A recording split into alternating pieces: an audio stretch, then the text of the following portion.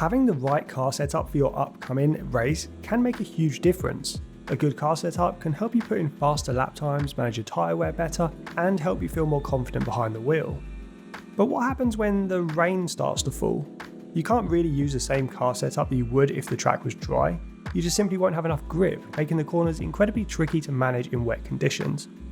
Compared to a dry car setup, a good wet setup will have much higher aero to provide more downforce, and you'll likely soften the suspension for greater stability and increase the ride height to allow for the water that sits on the track surface to not touch your car's floor. Tyre pressures will also need to be changed to get them into the correct working window, and lower pressures can actually help provide slightly more grip. When creating a specific wet car setup, you should focus much less on top speed. Adding more downforce will almost always improve your lap time more than better top speed in the rain. The best way to combat the reduced grip that a wet track offers is to increase your downforce levels. I would recommend increasing both front and rear downforce. Extra front downforce will reduce understeer and help you rotate the car into the corner a bit better. The added rear downforce will help a lot with rear stability and traction, and this is often the trickiest part of racing in the rain, so you may actually want to increase the rear wing slightly more than you do the front.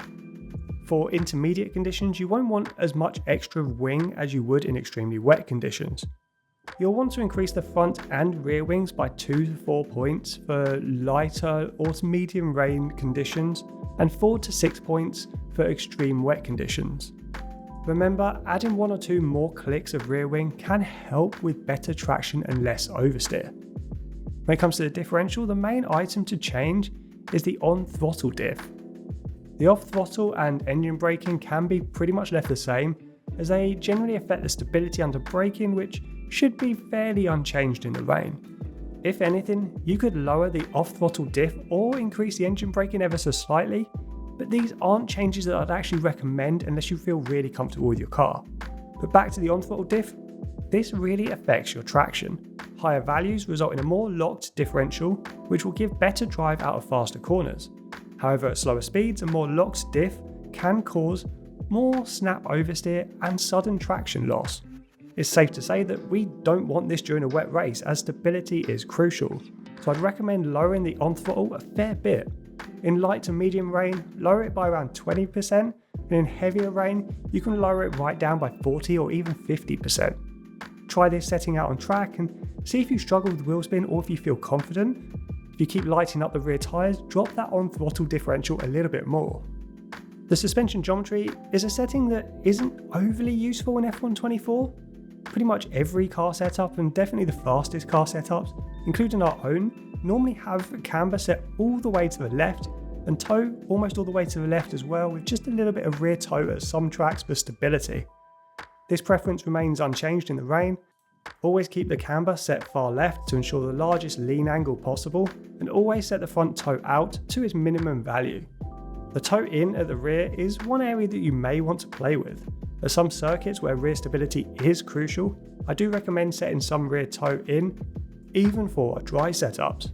I'd recommend adding some rear toe at almost every circuit in the rain. This will help with rear stability, especially through faster corner sequences, such as the S's at Suzuka or the fast sequences at Silverstone, Mexico and COTA. Much like the aero and the on-throttle diff, you will want to change your suspension setup slightly when heading into a wet race, qualifying or practice session. Working on the same principle, we're basically trying to create a car that's easier to drive. The best way to do that with our suspension is to soften it. Stiffer suspension setups can help with faster direction changes, but can also cause some instability if pushed to their limits. I'd recommend softening the front suspension by 1 or 2 points. You really don't need much adjustment here. The bigger adjustments are for the anti-roll bars, as these affect stability to a much greater degree. You can lower both front and rear ARBs by 2, 3 or 4 points depending on the severity of the rain. If you're using a dry setup that has the anti-roll bar set to 21-21, which is a common approach this year, I would recommend lowering the rear ARB more than the front. Try to create a gap between front and rear ARBs of around 4 points if you don't have it already. You'll also need to increase the ride height to account for the water on the track surface. Running a ride height that is set up for dry conditions can result in a car's floor touching the surface water, and in extreme scenarios this can cause you to bottom out. For light rain, increase the front and rear ride height by 2 or 3 points. And in extremely heavy rain, increase it by 4 or 5 points.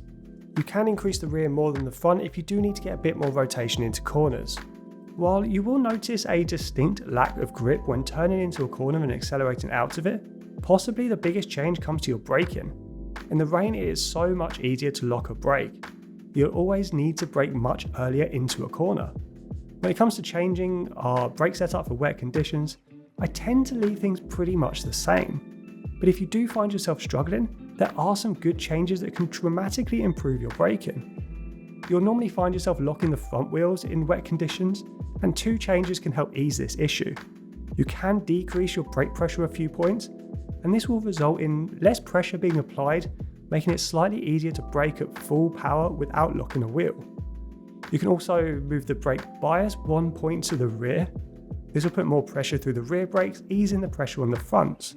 You can still lock your rear brakes in the rain, so I would actually advise against moving the brake bias rearwards, but it is there if you really need it. The tyres are one area that will need adjusting when heading into a wet race. You will almost certainly need to adjust the pressures to get the tyres into the correct temperature window. This will be incredibly dependent on just how heavy it's raining. A wetter track will cool your tyres faster, while a drier track surface can overheat wet or intermediate tyres. Always keep an eye on your temperatures via the MFD during a wet session and adjust the pressures as needed. Increase the pressures to cool your tyres or reduce them to help them heat up faster. With the intermediate tyre, you should be aiming for around 65 degrees C, and with the full wet tyre, the optimal temperature range is 55 degrees C. As well as the tyre temperatures, you may want to consider lowering the pressures anyway. Lower pressures result in more of the tyre surface being in contact with the track surface, which can lead to better traction. If you are struggling to apply the power out of corners and you don't want to add more rear downforce or lower your on-throttle diff any further, slightly lower rear tyre pressures can be your answer. Now, the changes I've laid out in this video will result in pretty good wet car setups when using our dry setups as a baseline. Of course, there is so much variability depending on just how heavy it's raining, which can lead you to having to adjust your setup to various degrees. If it's only raining lightly, use our recommended minimum changes and start to increase them the more it rains. I am going to be looking at creating wet car setups for every single track in F1 24, but I did want to get this video created earlier just to help you guys adapt our dry setups to wet setups. Thanks to you guys, we're on the road to 100,000 subscribers, so if you haven't subscribed already, consider hitting that sub button and help us get there a little bit faster. But for now guys, I will see you on track.